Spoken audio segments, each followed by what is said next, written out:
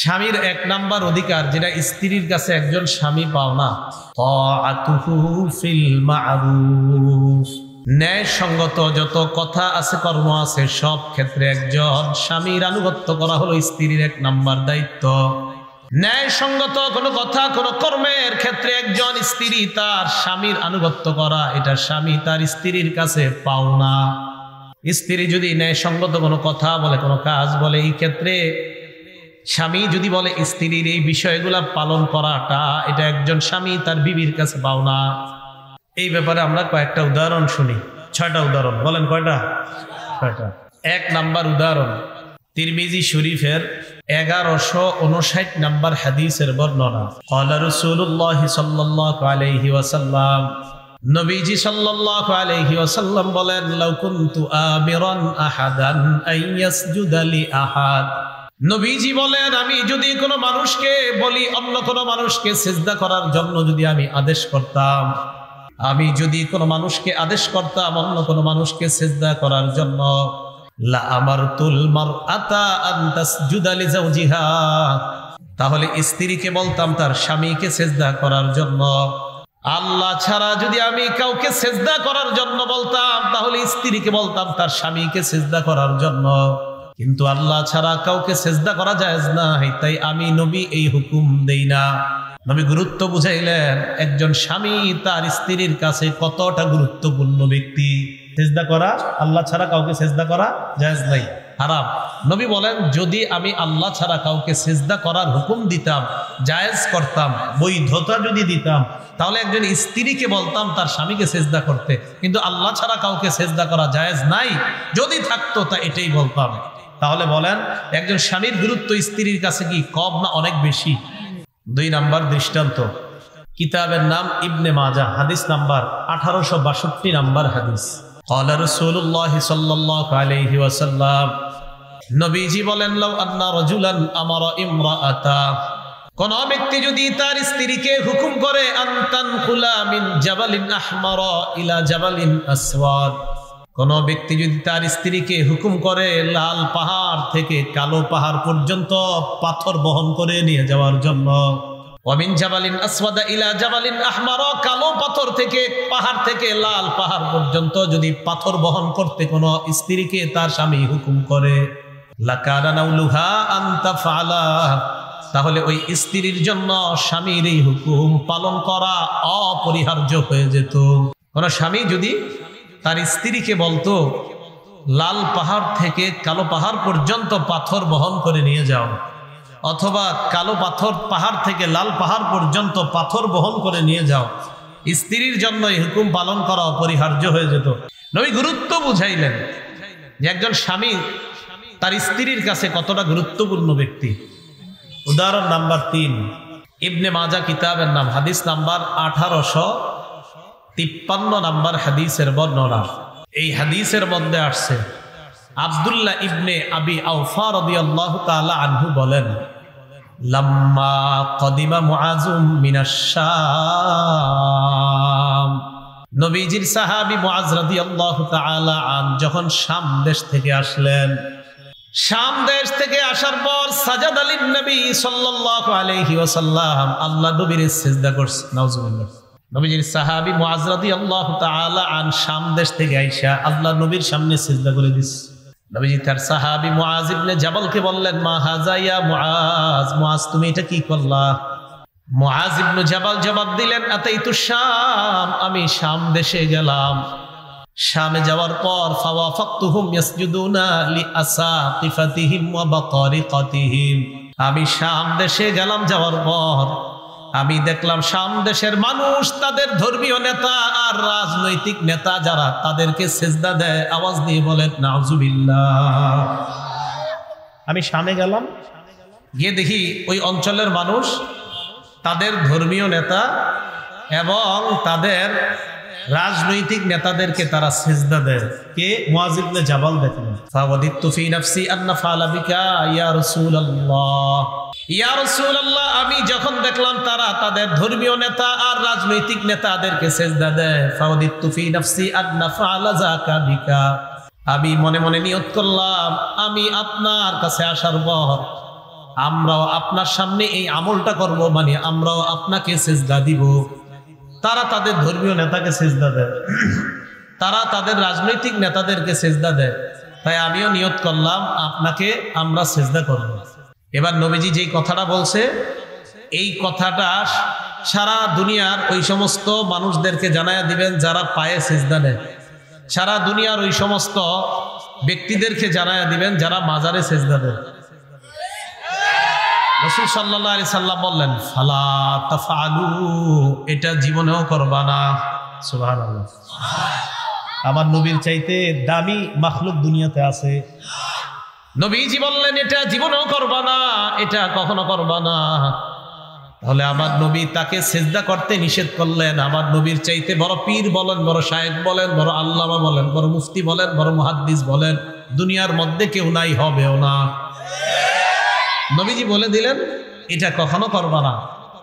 এবার বলেন নবীজি সাল্লাল্লাহু আলাইহি সাল্লাম, লাউ কুনতু আমিরান আহাদান আইয়াসজুদা লি আহাদ, শোনো তোমরা, আমি যদি কোনো মানুষকে বলতাম অন্য কোনো মানুষকে সিজদা করার জন্য, লা আমারতুল মারআতা আন তাসজুদা লি যাওজিহা, আমি কোন মহিলাকে বলতাম তার স্বামীকে সিজদা দেওয়ার জন্য, কিন্তু আল্লাহ ছাড়া কাউকে সিজদা দেওয়া জায়েজ নাই, তাই আমি এই হুকুম কাউকে দেই না।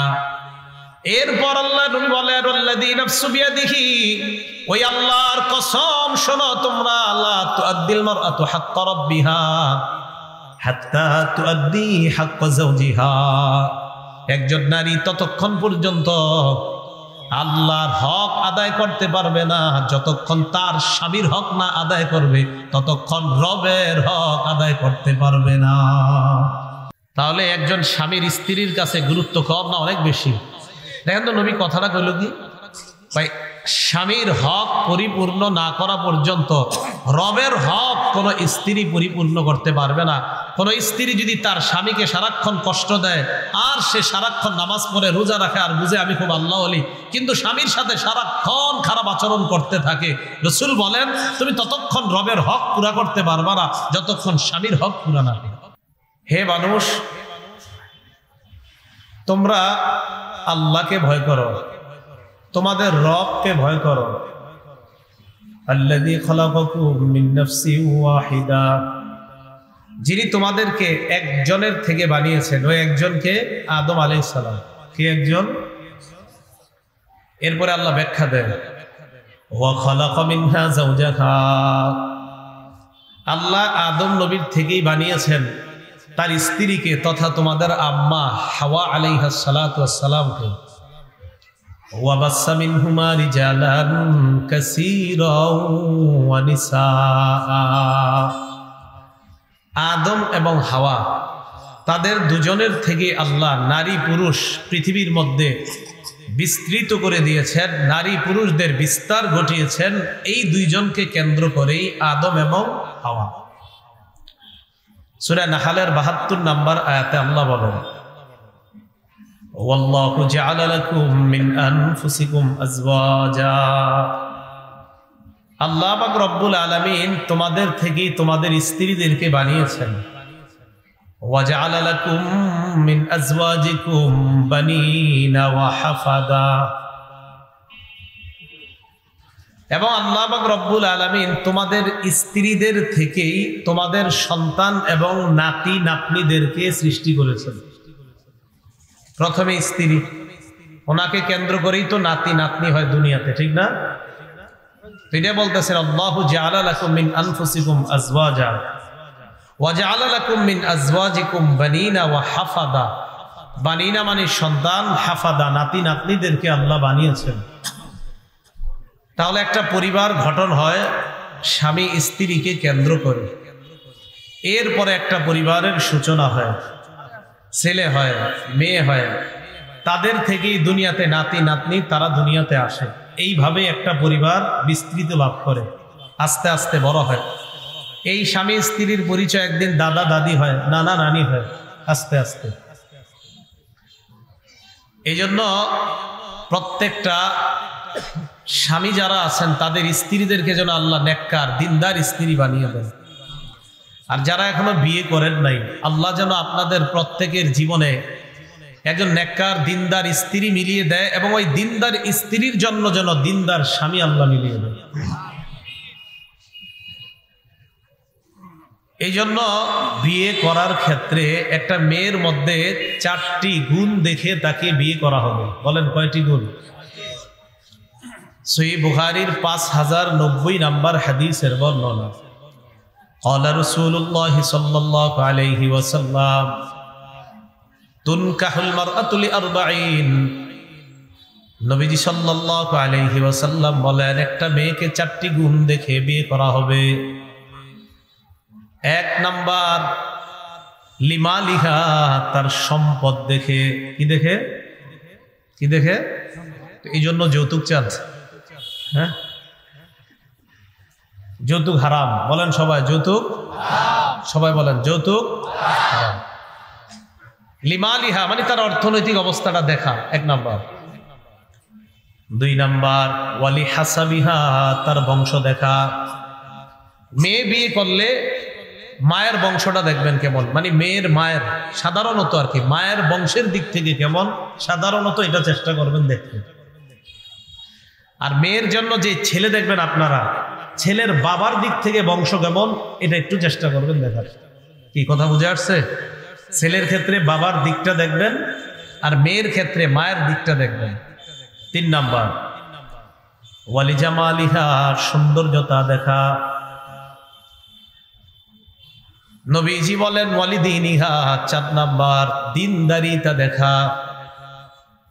এই 4টা বলার পর আল্লাহ নবী বলেন ফাসফার বিজাতিদ দ্বীন, এই 4টার মধ্যে তুমি দিনদারিতা প্রাধান্য দিয়ে দাও। কয়টা গুণ দেখা হবে? 4 নাম্বারটা দিনদারিতা। প্রাধান্য পাবে কোনটা? দিনদারিতা। হ্যাঁ, এটা মনে রাখবেন। তারিবাত ইয়াদাকা, দিনদারিতা যদি তুমি প্রাধান্য না দাও তোমার 2 হাত ধুলোয় দূষরিত হোক। বলেন নাউজুবিল্লাহ। 4 গুণ দেখে আল্লাহ নবী বিয়ে করতে বললেন। 4 নাম্বার দিনদারিতা। দিনদার একজন মেয়ে যদি আপনার জীবনে হয়ে যায়, ওই দিনদার মেয়ের মাধ্যমে স্বামীর অধিকারগুলা বাস্তবায়ন হওয়া সহজ হয়ে যায় যদি দিনদার মেয়ে হয়। ক্বালা রাসূলুল্লাহ সাল্লাল্লাহু আলাইহি ওয়াসাল্লাম, নবীজি বলেন আদ-দুনিয়া মাতা ওয়া খায়রু মাতা'id দুনিয়া আল মারআতুস সালিহা। মুসলিম শরীফের 3535 নম্বর হাদিসের বর্ণনা। নবীজি বলেন আদ-দুনিয়া মাতা, পুরা দুনিয়াটা হলো ভোগের জায়গা। ওয়া খায়রু মাতা'id দুনিয়া আল মারআতুস সালিহা, দুনিয়ার মধ্যে সবচাইতে দামি সম্পদ, শ্রেষ্ঠ সম্পদ হলো একজন নেককার দিনদার নারী। কারো জীবনে যদি দিনদার বিবি মিলে যায়, দিনদার স্ত্রী মিলে যায়, দুনিয়ার শ্রেষ্ঠ সম্পদের মালিক আল্লাহ তাকে বানায় দেয়। তো একজন দিনদার স্ত্রীকে বিয়ে করার পর স্বামী যারা আছেন, এই দিনদার স্ত্রীর মাধ্যমে আপনাদের অধিকার প্রতিষ্ঠিত হওয়া সম্ভব। এই জন্য স্বামীর কিছু অধিকারের কথা বলি, মা বোনরা মন দিয়ে শুনেন। মা বোনরা আবার এমন কথা বললেন না আপনি স্বামীর অধিকার বলেন তো স্ত্রীদেরটা কেন বলেন না? স্ত্রীদের অধিকার নিয়ে আমার লম্বা আলোচনা আছে। আপনারা ইলেকট্রনিক মিডিয়া যারা চালান সেখানে দেখবেন স্ত্রীদের অধিকার নিয়ে অনেক লম্বা লম্বা বয়ান আছে আমার, শুধু স্ত্রীর অধিকার নিয়ে। কিন্তু স্বামীর অধিকার নিয়ে আমার তেমন বয়ান নাই। স্ত্রীর অধিকার নিয়ে অনেকগুলো বয়ান আছে। তো আজকে একটু স্বামীর অধিকার নিয়ে কিছু বয়ান করি। স্বামীর 1 নাম্বার অধিকার যেটা স্ত্রীর কাছে একজন স্বামী পাও না, তাআতুহু ফিল মা'রুফ, ন্যায়সঙ্গত যত কথা আছে কর্ম আছে সব ক্ষেত্রে একজন স্বামীর আনুগত্য করা হলো স্ত্রীর 1 নাম্বার দায়িত্ব। ন্যায়সঙ্গত কোনো কথা কোনো কর্মের ক্ষেত্রে একজন স্ত্রী তার স্বামীর আনুগত্য করা, এটা স্বামী তার স্ত্রীর কাছে পাও না। স্ত্রী যদি ন্যায়সঙ্গত কোনো কথা বলে, কোনো কাজ বলে, এই ক্ষেত্রে স্বামী যদি বলে স্ত্রীর এই বিষয়গুলা পালন করাটা, এটা একজন স্বামী তার বিবির কাছে পাও না। এই ব্যাপারে আমরা কয়েকটা উদাহরণ শুনি। 6টা উদাহরণ। বলেন কয়টা? 6টা। 1 নাম্বার উদাহরণ তিরমিজি শরীফের 1159 নম্বর হাদিসের বর্ণনা। ক্বালা রাসূলুল্লাহ সাল্লাল্লাহু আলাইহি ওয়াসাল্লাম, নবীজি সাল্লাল্লাহু আলাইহি ওয়াসাল্লাম বলেন, লাউ কুনতু আমিরান আহাদান আন ইয়াসজুদা লি আহাদ। নবীজি বলেন, আমি যদি কোনো মানুষকে বলি, অন্য কোনো মানুষকে সিজদা করার জন্য যদি আমি আদেশ করতাম, আমি যদি কোনো মানুষকে আদেশ করতাম অন্য কোনো মানুষকে সিজদা করার জন্য, লা আমারতুল মারআতা আন তাসজুদা লি যাওজিহা, তাহলে স্ত্রীকে বলতাম তার স্বামীকে সিজদা করার জন্য। আল্লাহ ছাড়া যদি আমি কাউকে সিজদা করার জন্য বলতাম, তাহলে স্ত্রীকে বলতাম তার স্বামীকে সিজদা করার জন্য। কিন্তু আল্লাহ ছাড়া কাউকে সিজদা করা জায়েজ না, তাই আমি নবী এই হুকুম দেই না। নবী গুরুত্ব বুঝাইলেন, একজন স্বামী তার স্ত্রীর কাছে কতটা গুরুত্বপূর্ণ ব্যক্তি। সিজদা করা, আল্লাহ ছাড়া কাউকে সিজদা করা জায়েজ নাই, হারাম। নবী বলেন, যদি আমি আল্লাহ ছাড়া কাউকে সিজদা করার হুকুম দিতাম, জায়েজ করতাম, বৈধতা যদি দিতাম, তাহলে একজন স্ত্রীকে বলতাম তার স্বামীকে সিজদা করতে। কিন্তু আল্লাহ ছাড়া কাউকে সিজদা করা জায়েজ নাই, যদি থাকতো তা এটাই বলতাম। তাহলে বলেন, একজন স্বামীর গুরুত্ব স্ত্রীর কাছে কি কম না অনেক বেশি? 2 নাম্বার দৃষ্টান্ত, কিতাবের নাম ইবনে মাজাহ, হাদিস নাম্বার 1862 নাম্বার হাদিস। ক্বালা রাসূলুল্লাহ সাল্লাল্লাহু আলাইহি ওয়াসাল্লাম, নবীজি বলেন, লাউ আন্না রাজুলান আমারা ইমরাআতা, কোন ব্যক্তি যদি তার স্ত্রীকে হুকুম করে, আনতান খুলা মিন জাবালিন আহমারা ইলা জাবালিন আসওয়াদ, কোন ব্যক্তি যদি তার স্ত্রীকে হুকুম করে লাল পাহাড় থেকে কালো পাহাড় পর্যন্ত পাথর বহন করে নিয়ে যাওয়ার জন্য, ওয়ামিন জাবালিন আসওয়াদা ইলা জাবালিন আহমারা, কালো পাথর থেকে পাহাড় থেকে লাল পাহাড় পর্যন্ত যদি পাথর বহন করতে কোন স্ত্রীকে তার স্বামী হুকুম করে, লাকানা নাউলুহা আন তাফআলা, তাহলে ওই স্ত্রীর জন্য স্বামীর এই হুকুম পালন করা অপরিহার্য হয়ে যেত। সুবহানাল্লাহ। কোন স্বামী যদি তার স্ত্রীকে বলতো, লাল পাহাড় থেকে কালো পাহাড় পর্যন্ত পাথর বহন করে নিয়ে যাও, অথবা কালো পাথর পাহাড় থেকে লাল পাহাড় পর্যন্ত পাথর বহন করে নিয়ে যাও, স্ত্রীর জন্য এই হুকুম পালন করা অপরিহার্য হয়ে যেত। এখন আপনারা কিন্তু আবার স্ত্রীকে এরকম হুকুম দিয়েন না, নাকি কালকে কইবেন যে তুমি এই পাথরগুলা ঢাকা নিয়ে যাও, এটা বললেন না, মানে নবী গুরুত্ব বুঝাইলেন। আর পাবলিক আবার এমন আল্লাহ জানে কালকে থেকে নিয়ে আবার একদম ইচ্ছা মতো কাম করা, এইরকম নাকি তোমার বিষয়টা। নবী গুরুত্ব বুঝাইলেন যে একজন স্বামী তার স্ত্রীর কাছে কতটা গুরুত্বপূর্ণ ব্যক্তি। উদাহরণ নাম্বার 3, ইবনে মাজাহ কিতাবের নাম, হাদিস নাম্বার 1853 নাম্বার হাদিসের বর্ণনা। এই হাদিসের মধ্যে আসছে, আব্দুল্লাহ ইবনে আবি আওফা রাদিয়াল্লাহু তাআলা আনহু বলেন, লাম্মা কদিমা মুআযুম মিনাশ শাম, নবীজির সাহাবী মুআজ রাদিয়াল্লাহু তাআলা আন যখন শাম দেশ থেকে আসলেন, শাম দেশ থেকে আসার পর সাজাদ আলিন নবী সাল্লাল্লাহু আলাইহি ওয়াসাল্লাম, আল্লাহ নবীর সিজদা করছে। নাউজুবিল্লাহ, নাউজুবিল্লাহ বলেন। নবীজির সাহাবী মুআজ রাদিয়াল্লাহু তাআলা আন শাম দেশ থেকে আইসা আল্লাহ নবীর সামনে সিজদা করে দিছে। আবার নাউজুবিল্লাহ বলেন। নবীজি তার সাহাবী মুআজ ইবনে জাবালকে বললেন, মা হাযা ইয়া মুআজ, মুআজ তুমি এটা কি করলা? মুআজ ইবনে জাবাল জবাব দিলেন, আতাইতু শাম, আমি শাম দেশে গেলাম। শামে যাওয়ার পর ফাওয়াফাকতুহুম ইয়াসজুদুনা লিআসাকিফাতিহিম ওয়া বাতারিকাতিহিম, আমি শাম দেশে গেলাম, যাওয়ার পর আমি দেখলাম শাম দেশের মানুষ তাদের ধর্মীয় নেতা আর রাজনৈতিক নেতা যারা তাদেরকে সিজদা দেয়, আওয়াজ দিয়ে বলেন নাউজুবিল্লাহ। আমি শামে গেলাম, গিয়ে দেখি ওই অঞ্চলের মানুষ তাদের ধর্মীয় নেতা এবং তাদের রাজনৈতিক নেতাদেরকে তারা সিজদা দেয়। কে? মুআজ ইবনে জাবাল দেখলেন। ফাওয়াদিতু ফি নাফসি আন নাফআলা বিকা ইয়া রাসূলুল্লাহ, ইয়া রাসূলুল্লাহ, আমি যখন দেখলাম তারা তাদের ধর্মীয় নেতা আর রাজনৈতিক নেতাদেরকে সিজদা দেয়, ফাওয়াদিতু ফি নাফসি আন নাফআলা যাকা বিকা, আমি মনে মনে নিয়ত করলাম আমি আপনার কাছে আসার পর আমরাও আপনার সামনে এই আমলটা করব, মানে আমরাও আপনাকে সিজদা দিব। তারা তাদের ধর্মীয় নেতাকে সিজদা দেয়, তারা তাদের রাজনৈতিক নেতাদেরকে সিজদা দেয়, তাই আমিও নিয়ত করলাম আপনাকে আমরা সিজদা করব। এবার নবীজি যেই কথাটা বলছে, এই কথাটা সারা দুনিয়ার ওই সমস্ত মানুষদেরকে জানায়া দিবেন যারা পায়ে সিজদা দেয়, সারা দুনিয়ার ওই সমস্ত ব্যক্তিদেরকে জানায়া দিবেন যারা মাজারে সিজদা দেয়। রাসূল সাল্লাল্লাহু আলাইহি সাল্লাম বললেন, ফালা তাফআলু, এটা জীবনেও করবা না। সুবহানাল্লাহ। আমার নবীর চাইতে দামি মাখলুক দুনিয়াতে আছে। নবীজি বললেন এটা জীবনেও করবা না, এটা কখনো করবা না।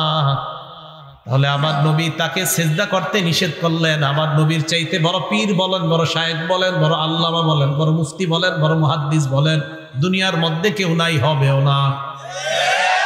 নবীজি বলে দিলেন এটা কখনো করবা না।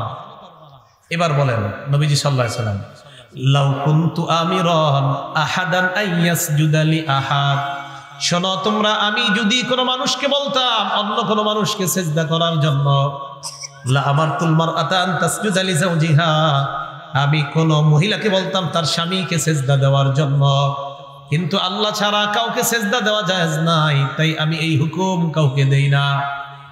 এরপর আল্লাহ নবী বলেন, আল্লাযী নাফসু বিয়াদিহি, ওই আল্লাহর কসম, শোনো তোমরা, লা তুআদ্দিল মারআতু হাক্কা রাব্বিহা হাত্তা তুআদ্দি হাক্কা যাওজিহা, একজন নারী ততক্ষণ পর্যন্ত আল্লাহর হক আদায় করতে পারবে না যতক্ষণ তার স্বামীর হক না আদায় করবে, ততক্ষণ রবের হক আদায় করতে পারবে না। দেখছেন কি কইছে? স্বামীর হক আদায় না করা পর্যন্ত রবের হক আদায় করতে পারবে না একটা স্ত্রী। তাহলে একজন স্বামীর স্ত্রীর কাছে গুরুত্ব কম না অনেক বেশি? দেখেন তো নবী কথাটা কইল কি, ভাই স্বামীর হক পরিপূর্ণ না করা পর্যন্ত রবের হক কোনো স্ত্রী পরিপূর্ণ করতে পারবে না। কোনো স্ত্রী যদি তার স্বামীকে সারাক্ষণ কষ্ট দেয় আর সে সারাক্ষণ নামাজ পড়ে রোজা রাখে আর বুঝে আমি খুব আল্লাহ ওলি, কিন্তু স্বামীর সাথে সারাক্ষণ খারাপ আচরণ করতে থাকে, রাসূল বলেন তুমি ততক্ষণ রবের হক পুরা করতে পারবে না যতক্ষণ স্বামীর হক পুরা না হবে। উদাহরণ নাম্বার 4, আবু দাউদ শরীফের 2140 নম্বর হাদিসের বর্ণনা। এই হাদিসের বর্ণনাকারী সাহাবীর নাম কাইস ইবনে সাদ। বলেন কি নাম? এই দুইজন সাহাবীর নাম আপনারা সারা জীবন মনে রাখবেন। আগের হাদিসে মুআজ ইবনে জাবালের নাম, পরের হাদিসে কাইস ইবনে সাদ। মনে করেন আমাকে আপনাকে আমাদেরকে কেউ দাওয়াত দিতে আসছে, এই চল অমুক জায়গায় যাবো আমরা। কেন? অমুক জায়গায় গিয়া যদি অমুক পীরের পায়ে সিজদা করো তোমার জীবনে অনেক কাজ হবে, উপকারিতা হবে, কথার কথা। আর যদি তুমি অমুক জায়গায় গিয়ে অমুক মাজারে সিজদা দাও তোমার জীবনে অনেক কাজ হবে। তখন আপনারা এই দুইজন সাহাবীর নাম মনে করে এই দুইজনের নাম বলবেন। এক মুআজ ইবনে জাবাল, বলেন কি নাম? 2 নাম্বার কাইস ইবনে সাদ, বলেন কি নাম? কাইস। বলে দিবেন ভাই, হযরত মুআজ রাদিয়াল্লাহু তাআলা আনহুকে নবীজি বলছেন, নবীজিকে সেজদা দেওয়ার পর নবী বলছে সাবধান, জীবনেও কখনো এই কাজ করবা না। ভাই আমার নবীর চেয়ে বড় পীর, বড় মুহাদ্দিস, বড় মুফতি, বড় শাইখুল হাদিস, আমার নবীর চেয়ে দামি মাখলুক দুনিয়াতে আসে নাই, আসবেও না। আমার নবীরই যেহেতু সেজদা দেওয়া জায়েজ নাই, তাই দুনিয়াতে আল্লাহ ছাড়া আর কাউকে সেজদা দিতে আমি পারবো না, আমাকে তুমি নিতেও পারবা না। মনে থাকবে না? এবার কাইস ইবনে সাদের ঘটনাটা শুনেন। এই হাদিস দিয়ে আমরা প্রমাণ করব মাজারে সেজদা দেওয়া হারাম, মানুষকে সেজদা দেওয়া হারাম। আগের হাদিসে প্রমাণ হয়েছে মানুষকে সেজদা দেওয়া হারাম, আর এই হাদিস দিয়ে আমরা প্রমাণ করব মাজারেও সেজদা দেওয়া হারাম, মানুষকেও সেজদা দেওয়া হারাম। এবার শুনেন, আবু দাউদ শরীফ হাদিস নাম্বার 2140 নাম্বার হাদিস, 2140, 2140। কাইস ইবনে সাদ রাদিয়াল্লাহু তাআলা আনহু বলেন, আতাইতুল হিরা, কুফার একটা এলাকার নাম হীরা। মাইকম্যান ভাই সাউন্ড একটু কমান মাইকের। আতাইতুল হীরা, আমি হীরা প্রদেশে গেলাম। হীরা প্রদেশে যাওয়ার পর ফারাআইতুহুম ইয়াসজুদুনা লিমারজুবানিন লাহুম, কাইস ইবনে সাদ বলেন আমি হীরা প্রদেশে গেলাম, যাওয়ার পর ফারাআইতুহুম ইয়াসজুদুনা লিমারজুবানিল লাহুম, আমি দেখলাম তারা তাদের নেতাকে সিজদা দেয়। নাউজুবিল্লাহ। আগের ঘটনা কোন এলাকার? শাম। আগেরটা কোন এলাকার? আর এটা হলো কুফার হীরা এলাকা। কুফার একটা এলাকার নাম হীরা এলাকা। কাইস ইবনে সাদ বলেন আমি হীরায় গেলাম, যাওয়ার পর ফারাআইতুহুম ইয়াসজুদুনা লিমারজুবানিল লাহুম, আমি দেখলাম তারা তাদের নেতাকে সিজদা দেয়। ফাকুলতু, আমি মনে মনে বললাম রাসূলুল্লাহি আহাক্কু আইয়ুসজাদা লা, নেতাকে যদি সিজদা দেওয়া জায়েজ হয় আল্লাহর রাসূল সিজদা পাওয়ার সবচাইতে যোগ্য। সত্যি কথাই তো, কোন মানুষ যদি সিজদা পাওয়ার উপযুক্ত হয় তো সবচেয়ে উপযুক্ত নবীজি সাল্লাল্লাহু আলাইহি সাল্লাম। যদি উপযুক্ত হয় তাহলে সবচেয়ে বেশি উপযুক্ত কে হবে? নবীজি। উনি বলেন আমি মনে মনে বললাম যে রাসূল সাল্লাল্লাহু আলাইহি সাল্লাম সিজদা পাওয়ার সবচাইতে উপযুক্ত ব্যক্তি। এই কথা বলার পর উনি বলেন ফাতাইতুন নাবিয়্যা সাল্লাল্লাহু আলাইহি ওয়াসাল্লাম, আমি আল্লাহর নবীর কাছে আসলাম। নবীজির কাছে আসার পর আমি আল্লাহর নবীকে বললাম ইয়া রাসূলুল্লাহ আতাইতুল হীরা, আমি হীরা প্রদেশে গেলাম। যাওয়ার পর ফারাআইতুহুম ইয়াসজুদুনা লিমারজুবানিল লাহুম, আমি সেখানে গিয়ে দেখলাম তারা তাদের নেতাকে সিজদা দেয়। আমি মনে মনে বললাম ফাআনতা ইয়া রাসূলুল্লাহ আহাক্কু আন নাসজুদা লাকা, আপনি তো সিজদা পাওয়ার সবচাইতে বেশি যোগ্য, তাই আমি নিয়ত করছি আমিও সিজদা দিব আপনাকে। নবীজি বললেন শোনো, তুমি আরাআইতা লাউ মাররতা বিকবরি আকুনতা তাসজুদু লা, কি কয় দেখেন, শোনো তুমি, আমি দুনিয়া থেকে বিদায় নেওয়ার পর আমি যদি কবরে থাকতাম, আমি দুনিয়া থেকে বিদায় নেওয়ার পর আমি যদি কবরে থাকতাম, আকুনতা তাসজুদু লাহু, আমার কবরের পাশ দিয়ে যাওয়ার সময় কি তুমি আমার কবরকে সিজদা করতা? সাহাবীরে কয় নবীজি আচ্ছা শোনো, আমি দুনিয়া থেকে বিদায় নেওয়ার পর আমি যদি কবরে থাকতাম তুমি কি আমার কবরকে সিজদা করতা? এই কথা বলার পর ওই সাহাবী জবাব দেয় না ইয়া রাসূলুল্লাহ, আপনার কবরকে সিজদা করব না। নবীজি কি কবরে না দুনিয়াতে? আরে যখন এই কথা বলতেছে উনি কি কবরে না দুনিয়াতে? দুনিয়াতে থাকতেই বললেন আমার কবরের পাশ দিয়ে যদি তুমি যাইতা তুমি কি সিজদা করতা? কয় না।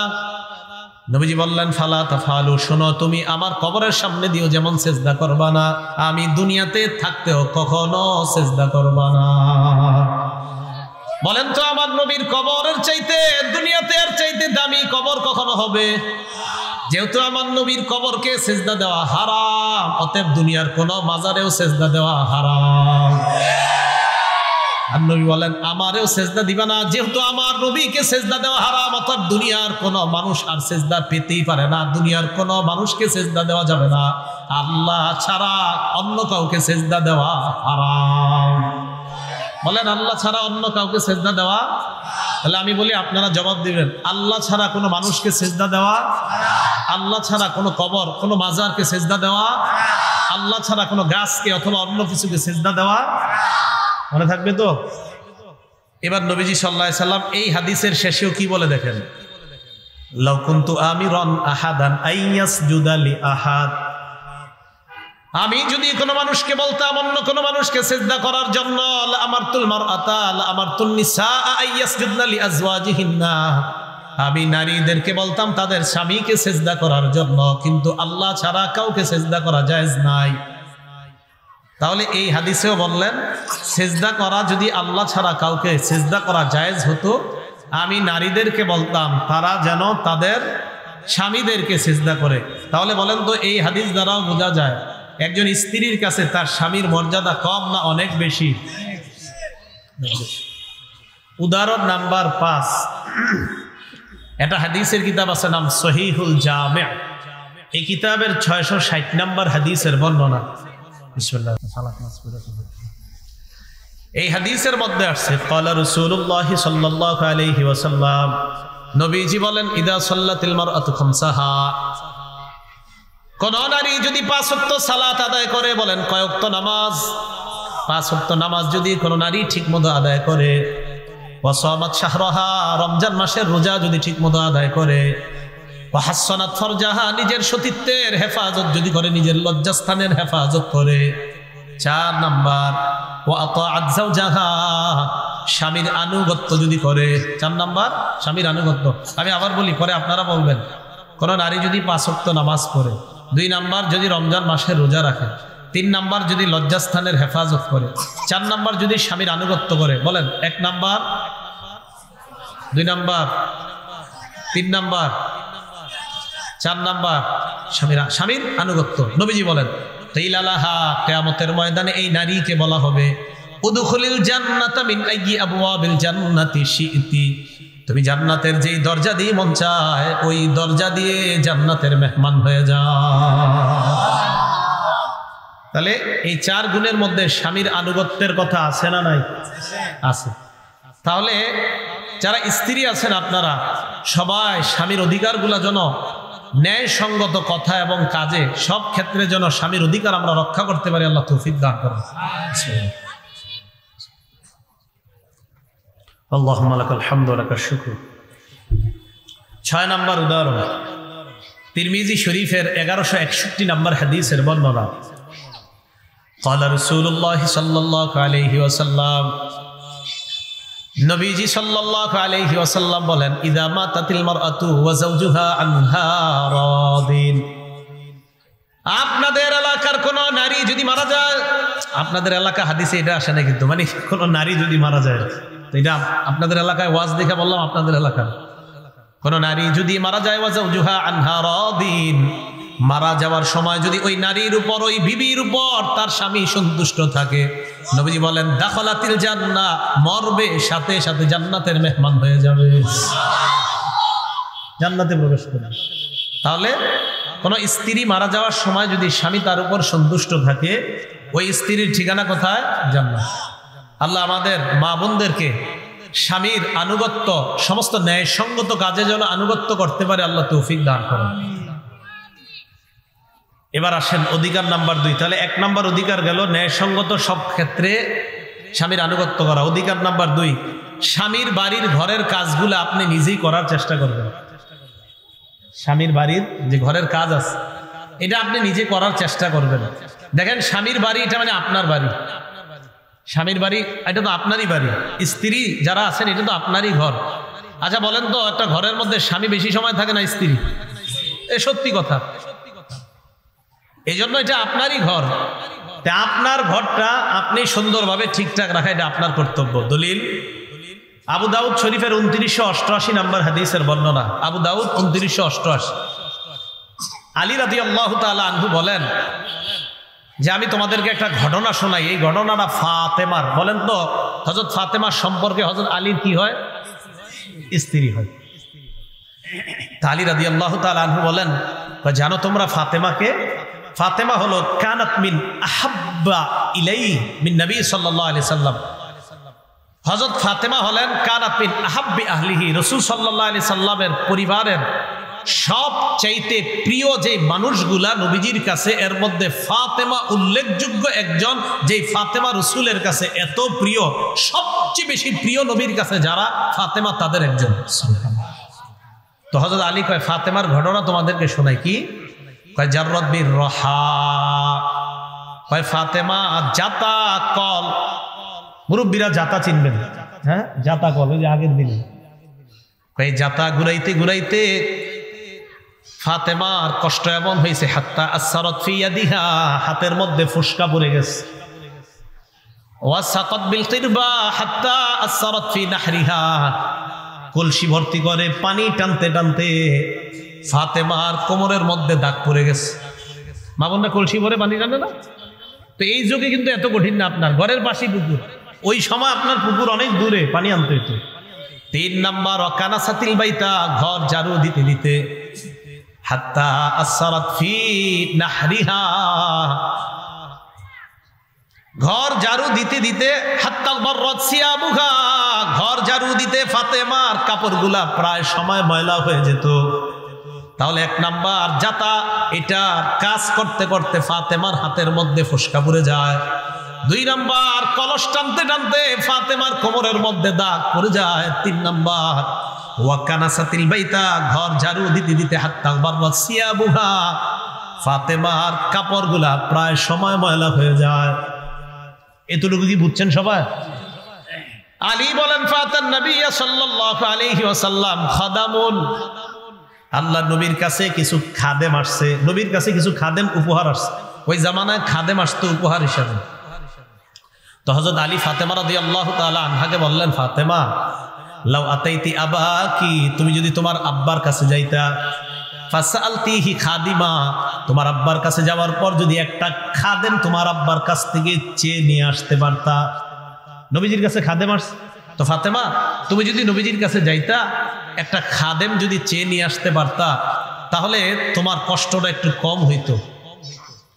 তো ফাতেমা স্বামীর কথা শুই না নবীজির কাছে গেছে। ফাতাতহু, নবীজির কাছে আসছে। আসার পর ফাওয়াজাদাত ইনদাহু হুদ্দাসা, বাবার কাছে আসছে। আসার পর দেখে বাবার কাছে অনেক মানুষ কথাবার্তা বলতেছে। এর মানে আল্লাহ নবীর কাছে আসার পর দেখে আল্লাহ নবী ব্যস্ত আছেন, অন্যদের কথাবার্তা শুনতেছে। ফারাজাত ফাতেমা ভিড় দেখে আবার বাসায় চলে গেছে। নবীজি ব্যাপারটা লক্ষ্য করছে, আমার মেয়ে আসছে, কোনো কথাবার্তা না বলে কেন চলে গেল? কলিজার টুকরা তো। ফাতাহা বিনাল গাদ, আল্লাহ নবী নিজেই মেয়ের বাড়িতে পরের দিন আসছে। সুবহানাল্লাহ। আপনারা বাবা যারা আছেন আপনারা কিন্তু এমন করেন, হ্যাঁ? অনেক সময় মেয়ে, আপনি বাজার একটা দোকান আছে, তো আপনার মেয়ে আপনার দোকানের সামনে একটু গেছে, গিয়ে দেখি খুব ভিড়ের মধ্যে আছে না, তখন মেয়েটা অনেকক্ষণ দাঁড়ায় থাইকা চিন্তা করে, না থাক আব্বার সাথে পরে কথা বলি। তো আপনার মেয়ে মনে করেন চলে গেছে বাড়িতে, পর্দা বসিদার সাথেই গেছে আপনার সাথে দেখা করতে, গিয়ে দেয় আপনার দোকানে অনেক মানুষ। তা আপনি কিন্তু লক্ষ্য করছেন আমার মেয়ে তো আসছিল। বাবা কি করবে বলেন তো? দোকানটা বন্ধ করেই তাড়াতাড়ি আগে মেয়ের কাছে যাবে। নবীজি পরের দিন মেয়ের বাড়িতে আসছে। আসার পর নবীজি বলে, ফাতেমা মা কানা হাজাতুকি, গতকালকে আমার কাছে তুমি গিয়েছিলা কেন, কি প্রয়োজনে? হযরত ফাতেমা চুপ রইলেন। ফাসাকাতাত, চুপ হয়ে গেলেন, লজ্জায় বলতে পারতেছে না যে আব্বা আমার কাজ করতে কষ্ট হয়, একটা খাদেম আনতে গেছিলাম আপনার কাছে, কিছু না। চুপ, ফাসাকাতাত, চুপ হয়ে গেছে। হযরত আলী রাদিয়াল্লাহু তাআলা আনহু বলেন, ফাতেমার চুপ থাকা দেখা আমি কথা বলা শুরু করলাম। আমি বললাম, উহাদ্দিসুকা ইয়া রাসূলুল্লাহ, হুজুর আমি বলি আপনি শোনেন।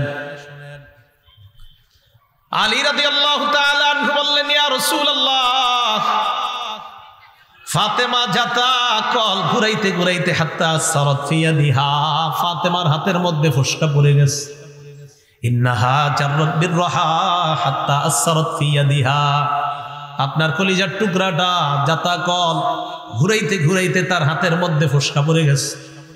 ওয়া হামালাত বিল কিরবা হাত্তা আসরাত ফি নাহরিহা, কলসি ভরে পানি টানতে টানতে আপনার মেয়েটার শরীরের মধ্যে দাগ পড়ে গেছে। ফামারতুহা, আমি ফাতেমাকে হুকুম করলাম, আন তাতিয়াকা, ফাতেমা যেন আপনার কাছে যায়। ফালাম্মা আনজা আকাল খাদাম, আপনার কাছে যখন খাদেম আসছে, আসার পর আমার তুহা আন তাতিয়াকা, আমি ফাতেমাকে বললাম ফাতেমা যেন আপনার কাছে যায়। ফাতাস্তাখদিমাহা, ফাতাস্তাখদিমাকা খাদিমা, ফাতেমা যেন আপনার কাছে একটা খাদেম চেয়ে নেয়। ইয়াকিহা হাররামা হিয়া ফি, যেন আপনার মেয়ে ফাতেমার কষ্টটা একটু লাঘব হয়, তাই আমি পাঠাইছি আপনার কাছে একটা খাদেম আনার জন্য। নবীজি সাল্লাল্লাহু আলাইহি সাল্লাম যেই কথাটা বললেন, এরপর খাদেম চাওয়ার কথা শুই না। বলেন এই কথা যেটা নবী বলবেন, নবীর সব কথার মধ্যে আমাদের জন্য শিক্ষা আছে না নাই? নবীজি ফাতেমাকে বললেন, ফাতেমা ইত্তাকিল্লাহ ইয়া ফাতিমা, ফাতেমা তুমি আল্লাহকে ভয় করো। সুবহানাল্লাহ। আদ্দি ফরিদাতা রাব্বিকা, তোমার রবের ফরজ তুমি আদায় করো। ওয়ামালি আমালা আহলি বাইতিকা, তোমার পরিবারের কাজগুলা নিজেই করো। পরিবারের কাজ আমাদের বর্তমান যুগের স্ত্রীরা কি ফাতেমার চেয়ে দামি? আপনারা অনেকে চুপচাপ, দামি? বর্তমান যুগের স্ত্রীরা কি ফাতেমা রাদিয়াল্লাহু তাআলা আনহার চেয়ে দামি? নবীজি বললেন, ফাতেমা ইয়ামালি আমালা বাইতিক, তোমার ঘরের কাজটা নিজেই করো। হ্যাঁ, বাকি ঘরের কাজ অন্য কারোর যদি করার এটা জায়েজ আছে, না জায়েজ না? কিন্তু অন্য কাউকে যদি ঘরের কাজে আপনি টাকার বিনিময়ে রেখে করান জায়েজ আছে, কিন্তু হাদিস দ্বারা বোঝা যায় একটা স্ত্রী তার ঘরের কাজটা সে নিজেই সামাল দেওয়াটা এটাই উত্তম, এটাই ভালো। ঢাকা শহরের আপনার শিক্ষিত ফ্যামিলি যেগুলো আছে, ভদ্র এবং শিক্ষিত আমি দেখছি ওই জাতীয় ফ্যামিলি, অনেক ধনী কোটিপতি, কিন্তু তারা নারীরা ঘরের কাজগুলা নিজেরাই করে, বিশেষ করে ভদ্র শিক্ষিত ফ্যামিলিগুলো। আর অনেকে আছে মাশাআল্লাহ ম্যাডামের সারাক্ষণ বাইরে ঘোরাফেরা করে, তো উনি কি করবে? এত সন্তানও নিজে পালে না, সন্তানও আরেকজন নিজে পালে, এটা তো কিছু করার নেই। তাহলে ফাতেমা রাদিয়াল্লাহু তাআলা আনহাকে বললেন তুমি তোমার ঘরের কাজ নিজেই করো। এরপরে বললেন ওয়াইজা আখাস্তি মাদজাকি, ফাতেমা রাতের বেলায় যখন তুমি ঘুমাইতে যাইবা ফাসাব্বিহি সালাসা ওয়া সালাসিনা, 33 বার সুবহানাল্লাহ পড়বা, ওয়াহমাদি সালাসা ওয়া সালাসিনা, 33 বার আলহামদুলিল্লাহ পড়বা, ওয়াকাব্বিরি আরবাআ ওয়া সালাসিনা, 34 বার আল্লাহু আকবার পড়বা, ফাতিলকা মিআ, এই হলো 100 বার, ফাহিয়া খায়রুল লাকি মিন খাদেম, একটা খাদেমের চাইতে এই আমল তোমার জন্য আরো কল্যাণ। এই হাদিস দ্বারা বোঝা যায় মা বোনরা সারাদিন কাজ করতে করতে ক্লান্ত হয়ে যখন যায়, রাতের বেলা বিছানায় যাওয়ার পর 33 বার সুবহানাল্লাহ, 33 বার আলহামদুলিল্লাহ, 34 বার যদি আল্লাহু আকবার পড়ে, তার এই কষ্টগুলা ক্লান্তিগুলা আল্লাহ লাঘব করে দিবেন। কেন? কারণ নবীজি বলছে এটা খাদেমের চেয়ে উত্তম। বলেন 33 বার সুবহানাল্লাহ, 33 বার আলহামদুলিল্লাহ, 34 বার আল্লাহু আকবার খাদেমের চেয়ে উত্তম বললেন। খাদেমের কাজ কি? কাজ করা। তো নবীজি বললেন এই খাদেমের চেয়ে উত্তম, তার মানে খাদেম যে কাজ করলে কষ্টগুলা হবে, তোমার যে কষ্টগুলা হবে, এই কষ্ট এই তাসবিহাতের মাধ্যমে ইনশাআল্লাহ লাঘব হয়ে যাবে। ফাতেমা রাদিয়াল্লাহু তাআলা আনহা এই কথা শোনার পর যে জবাবটা দিলেন, আমাদের মা বোনেরও এই জবাবটা দেওয়া দরকার। কি বললেন? ফাতেমা রাদিয়াল্লাহু তাআলা আনহা বলেন রাদিতু আনিল্লাহ ওয়া আর রাসূলিল্লাহি সাল্লাল্লাহু আলাইহি ওয়াসাল্লাম, আমি আল্লাহ আর তার রাসূলের কথা সন্তুষ্ট চিত্তে মেনে নিলাম। ভাই মনে থাকবে? তাহলে 2 নাম্বার, স্ত্রীর কাছে একজন স্বামীর অধিকার যে স্বামীর বাড়ি তথা স্ত্রীর নিজের ঘরের কাজগুলা নিজে করা। 3 নাম্বার,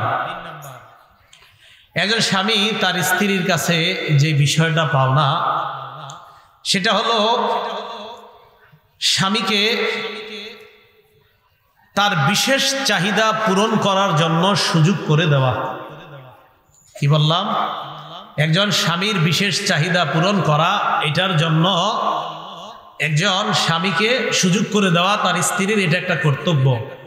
দলিল সহিহ বুখারীর 3237 নম্বর হাদিস, 3237, عن أبي هريرة رضي الله تعالى عنه قال قال رسول الله صلى الله عليه وسلم, আবু হুরায়রা রাদিয়াল্লাহু তাআলা আনহুর বর্ণনা, আল্লাহর রাসূল সাল্লাল্লাহু আলাইহি ওয়াসাল্লাম বলেন ইজা দা'আর রাজুলু ইমরাআতাহু ইলা ফিরাশিহি, কোন স্বামী যদি তার স্ত্রীকে বিছানায় ডাকে তার বিশেষ প্রয়োজন পুরো করার জন্য, ফাআবাদ, স্ত্রী যদি কোনো অজর ছাড়া কোনো কারণ ছাড়া অস্বীকার করে, স্ত্রী যদি তার স্বামীর কথায় সাড়া না দেয়, কোনো কারণ ছাড়া সাড়া না দিল, কারণটা কি হইতে পারে?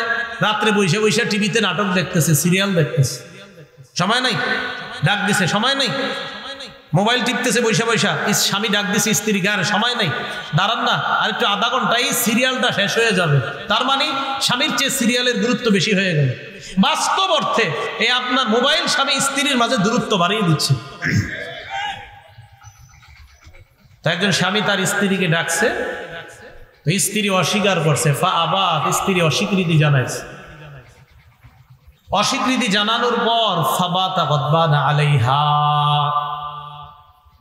স্বামী যদি রাগান্বিত অবস্থায় স্ত্রীর উপর রাগান্বিত অবস্থায় রাতের বেলা কাটিয়ে দেয়, লানাতাল মালাইকাতু হাত্তা তুসবিহা, এই স্ত্রীর উপর সকাল পর্যন্ত ফেরেশতারা অভিশাপ দেয়, নাউজুবিল্লাহ, সারা রাত অভিশাপ দেয়। তাহলে 3 নাম্বার, স্বামী স্ত্রীকে কোনো বিশেষ প্রয়োজনে ডাকলে, এই প্রয়োজনে ওজর না থাকলে সারা দেওয়া, ওজর থাকলে তো ভিন্ন কথা, ওজর না থাকলে যথাসম্ভব সারা দেওয়া, এটা একজন স্বামী তার স্ত্রীর কাছে পাওনা। 4 নাম্বার, স্ত্রী স্বামীর কাছে সদা সর্বদা বা বিশেষ বিশেষ মুহূর্তে নিজেকে মোহনীয় করে উপস্থাপন করার চেষ্টা করা, এটা একজন স্বামী তার স্ত্রীর কাছে পাওয়া। মানে স্ত্রী এমন সৌন্দর্য মণ্ডিত হয়ে থাকা যেন স্বামী স্ত্রীকে দেখলে খুশি হয়ে যায়, আনন্দিত হয়ে যায়, এমন সাজসজ্জা করে একজন স্ত্রী থাকবে যেন তার স্বামী দেখলে আনন্দিত হয়। দলিল নাসাই শরীফের 3231 নম্বর হাদিস। এই হাদিসের মধ্যে আসছে قال رسول الله صلى الله عليه وسلم, আল্লাহ নবীকে প্রশ্ন করা হলো, সুইলা রাসূলুল্লাহ সাল্লাল্লাহু আলাইহি ওয়াসাল্লাম আইয়ুন নিসাই খায়র, আল্লাহ নবীকে জিজ্ঞাসা করা হলো কোন নারী সবচাইতে উত্তম।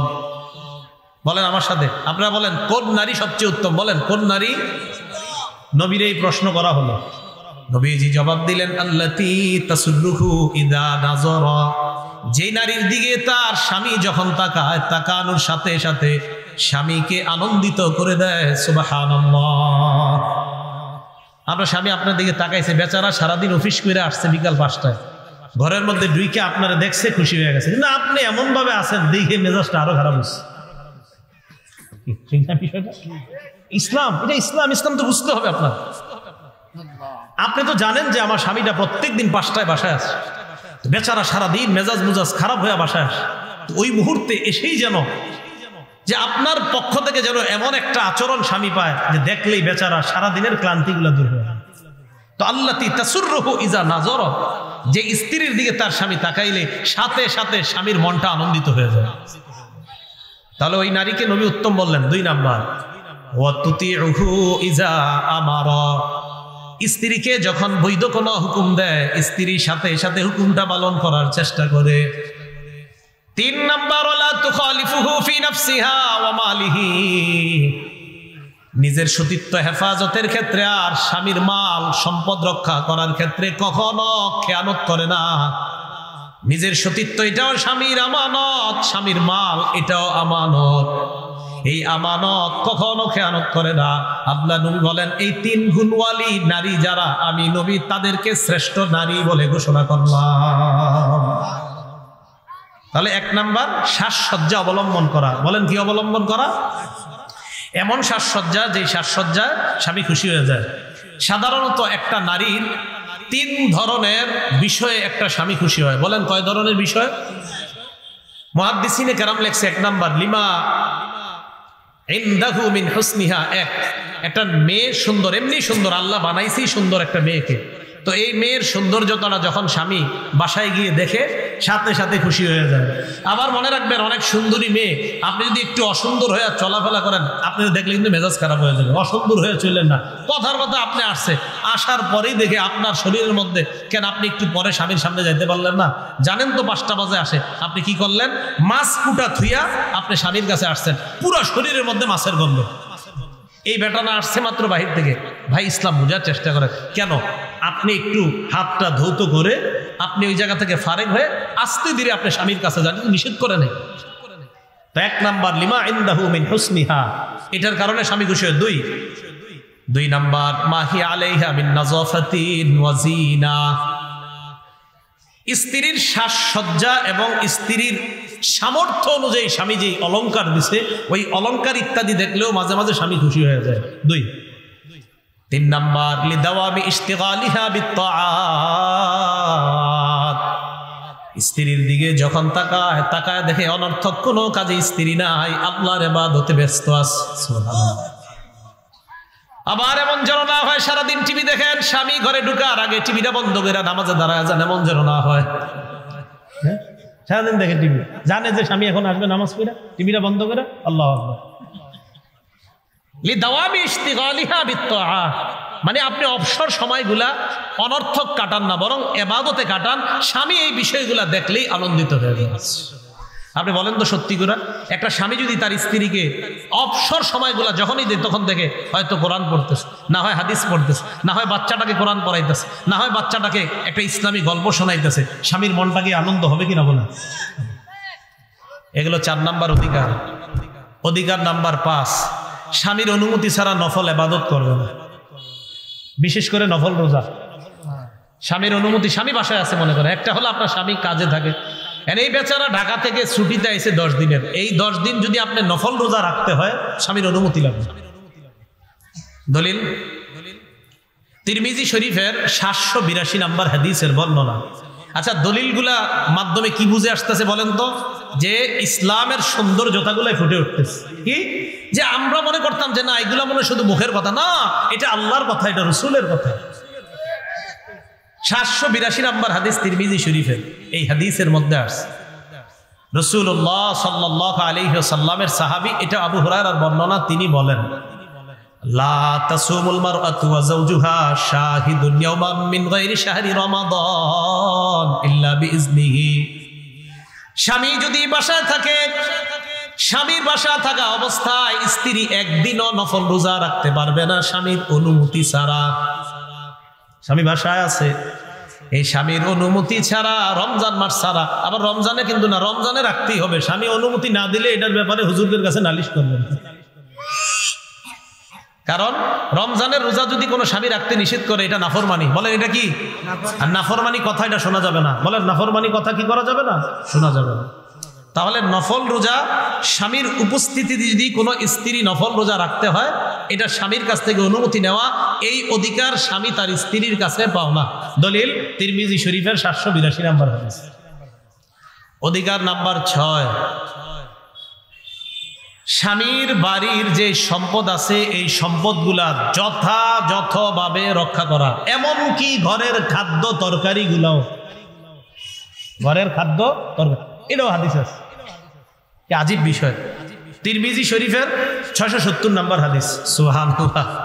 এই হাদিসের মধ্যে আছে আন আবি উমামাহ আল বাহিলি রাদিয়াল্লাহু তাআলা আনহু قال, আবু উমামা বাহিলি বলেন সামিআতু রাসূলুল্লাহ সাল্লাল্লাহু আলাইহি ওয়াসাল্লাম ফি হাজ্জাতিল ওয়াদা ফি খুতবাতিহি আমা হাজ্জাতিল ওয়াদা। বিদায় হজের ভাষণের মধ্যে আল্লাহ নবীকে বলতে শুনলাম, নবীজি বলেন কোন স্ত্রী লা তুনফিকুল মারআতু মিন বাইতি যাওজিহা, স্বামীর বাড়ি থেকে কোন স্ত্রী কোনো কিছু খরচ করবে না, ইল্লা বিইজনি যাওজিহা, স্বামীর অনুমতি ছাড়া। সাহাবাদের থেকে প্রশ্ন করা হলো ওয়ালাত তুআম ইয়া রাসূলুল্লাহ, খাদ্য কি স্বামীর অনুমতি ছাড়া খরচ করতে পারবে না? কি খাদ্য? নবীজি বললেন যাকা আফজালু আমওয়ালিনা, এই মিয়া খাদ্য হলো আমাদের সবচেয়ে উত্তম একটা সম্পদ। তার খাদ্য তো আমাদের ঘরের উত্তম সম্পদ, এই উত্তম সম্পদ আবার কিভাবে অনুমতি ছাড়া খরচ করবে? এটা গুরুত্ব। খাদ্য উত্তম সম্পদ। হ্যাঁ, স্বামীর যদি মৌন সমর্থন থাকে, একটা ফকির আসছে আপনার বাসার সামনে, এখন আপনি জানেন যে আমার স্বামীর মৌন সমর্থন আছে, আমি যদি সদকা করি আমার স্বামী আমার কিছু বলবেন, আছে না এরকম? একটা ফকির আসছে 5 টাকা 10 টাকা সদকা করলে আপনি জানেন যে আমার স্বামী এতে রাগ করবে না, এটা যদি আপনার স্বামীর সমর্থন থাকে আপনি দান করতে পারবেন। দলিল বুখারী শরীফের 1425 নম্বর হাদিস। এই হাদিসের মধ্যে আসছে রাসূলুল্লাহ সাল্লাল্লাহু আলাইহি সাল্লাম বলেন ইযা আনফাকাতিল মারআতু মিন তুআমি যাওজিহা বা মিন তুআমি বাইতিহা, কোন নারী যদি তার বাসার খাদ্য কাউকে দান করে দেয়, সদকা করে দেয়, ফালাহা আজরুহা বিমা আনফাকাত, ওই নারী সদকা করার কারণে, দান করার কারণে সওয়াব পেয়ে যাবে। ওয়ালি যাওজিহা আজরুহু বিমা কাসাবা, আর যে স্বামী উপার্জন করে এই সম্পদটা কামাই করছে, এই উপার্জনের কারণে স্বামীও সওয়াব পেয়ে যাবে। কোন স্বামীর যদি সমর্থন থাকে যে আমার স্ত্রী দান করলে সমস্যা নাই, মনে রাখবেন এতে সওয়াব দুইজনে পাবে। বলেন কয়জন? স্ত্রী দান করার সওয়াব পাবে, আর স্ত্রী যে টাকা, মনে করেন 10 টাকা দান করছে, এই দানের সওয়াব স্ত্রী পাবে, আর 10 টাকা কামাই করছে কে? এই স্বামী কামাইয়ের সওয়াব পাবে। স্বামী যে কামাই করছে, তাই কামাই করার কারণেই তো আমি দান করছি, স্ত্রী দান করছে, এই জন্য দানের কারণে স্ত্রীও সওয়াব পেয়ে গেল, আর স্বামী যেহেতু এই 10 টাকা কামাই করছিল তাই ওনাকে আল্লাহ সওয়াব দিয়ে দিলেন। অধিকার নাম্বার 7, স্বামীর সন্তানের হেফাজত করা। বলেন কার হেফাজত? সন্তানের। মাশাআল্লাহ, এখন তো আমাদের মা বোনরা এমন এমন চাকরি নেই, চিটাগাং গিয়া থাকে 7 দিন। কোথায় সন্তান? কোথায়? কয় সন্তান বাংলাদেশ ইয়াতে নরসিংদী, সন্তান নরসিংদী আরেকজন পালে। আপনি কোথায়? আমি প্র্যাকটিসে আসছি চট্টগ্রাম। স্বামীর সন্তানের হেফাজত করা। দলিল সহিহ বুখারী 7138 নম্বর হাদিস এবং সহিহ বুখারী 893 নম্বর হাদিস। এই হাদিসে আসছে আল মারআতু রাইয়াতুন ফি বাইতি জাওজিহা, আর আরেক বর্ণনায় আল মারআতু রাইয়াতুন আলা আহলি বাইতি জাওজিহা বা আলা আহলি বাইতিহা ওয়া ওয়ালাদিহি। স্বামীর বাড়ির যত সম্পদ এবং সন্তান, এই সন্তানের ব্যাপারে একজন স্ত্রী দায়িত্বশীল। ওয়াহিয়া মাসউলাতুন আনহু, স্ত্রীকে আল্লাহর কাছে স্বামীর সন্তান আর সম্পদের ব্যাপারে জিজ্ঞাসা করা হবে। মা বোনরা, আপনাদেরকে স্বামীর সন্তানের ব্যাপারে আল্লাহর কাছে জিজ্ঞাসিত হতে হবে। আপনাদেরকে আল্লাহ জিজ্ঞাসা করবে, তুমি তোমার স্বামীর এই সন্তানগুলা সঠিকভাবে লালন পালন করছো কিনা। এই জবাবদিহিতার জন্য আপনি তৈরি থাকেন। আপনি আপনার ছেলেটাকে মেয়েটাকে 2 বছর 2.5 বছর বয়সে মিউজিকওয়ালা কার্টুন দেখায় খাবার খাওয়াইতেছেন, আল্লাহর কাছে জবাব দেওয়ার জন্য তৈরি থাকেন। ঠিকের আওয়াজটা হঠাৎ আসতে হয়ে গেল কেন? কারণ অনেক প্রায়ের বিবি এই কাম করে, কার্টুন দেখায় বাচ্চারা খাওয়ার খাওয়ায়। আল্লাহ হেফাজত করেন। 8 নাম্বারটা যদি আপনারা শোনেন, আপনারা পুরুষরা অনেক খুশি হবে। স্বামী যদি গরিব হয়, স্ত্রী যদি ধনী হয়, তাহলে চাইলে স্ত্রী তার কিছু টাকা পয়সা দিয়ে স্বামীকে সহযোগিতা করতে পারবে। স্বামী যদি কি হয়, গরিব হয়, হ্যাঁ। বাকি আপনি আবার এরকম অস্ত্র ধরেন না যে টাকা, না না, স্ত্রীর যদি মন চায় আপনার দিতে, তাইলে নেওয়া যাবে। দলিল মুসলিম শরীফের 2208 নম্বর হাদিস। আব্দুল্লাহ ইবনে মাসউদ রাদিয়াল্লাহু তাআলা আনহুর বিবির নাম জয়নব। কি নাম? জয়নব। এই জয়নব মানে আবার নবীর কন্যা জয়নব এমন না, মনে রাখবেন। এমনি নবীজি সাল্লাল্লাহু আলাইহি সাল্লামের এক বিবির নামও ছিল আপনার জয়নব, আবার নবীজি সাল্লাল্লাহু আলাইহি সাল্লামের এক কন্যার নামও আপনার কি জয়নব। আর রাসূল সাল্লাল্লাহু আলাইহি সাল্লামের সাহাবী আব্দুল্লাহ ইবনে মাসউদের স্ত্রী, এই স্ত্রীর নামও জয়নব। এই জয়নব রাদিয়াল্লাহু তাআলা আনহার বর্ণনা, তিনি বলেন রাসূল সাল্লাল্লাহু আলাইহি সাল্লাম বললেন, তাসাদ্দাকনা ইয়া মাশারান নিসা ওয়ালাউ মিন হুলিগিকুন্না, হে নারী সম্প্রদায়, তোমরা সদকা করো, যদিও তোমাদের অলংকার আদি থেকে সদকা করতে হয়, তাও তোমরা সদকা করো।